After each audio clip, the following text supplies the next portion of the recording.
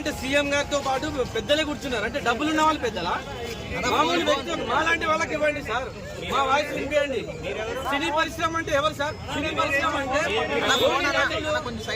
50 నుంచి 100 కోట్లు 150 కోట్లు తీసుకున్న వాళ్ళు మాత్రమే అక్కడ సినీ పరిశ్రమ అన్నా సార్. సినీ పరిశ్రమలో ఎవరెవరు ఉంటారు సార్?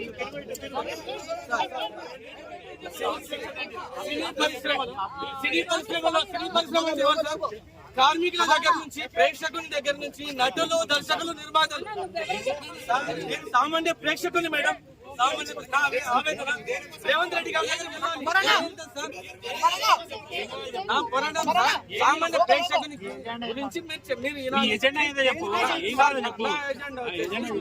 ప్రేక్షకునికి అందుబాటు ధరల్లో టికెట్ రేట్స్ లేవు సార్. ప్రేక్షకునికి అందుబాటు ధరల్లో టికెట్ రేట్స్ లేవు. సో సార్, మీరు పెంచాలనుకుంటే పెంచండి. పెద్ద బడ్జెట్ సినిమాలకు డబ్బులు ఖర్చు అయితే కాబట్టి పెంచుతారు, ఓకే.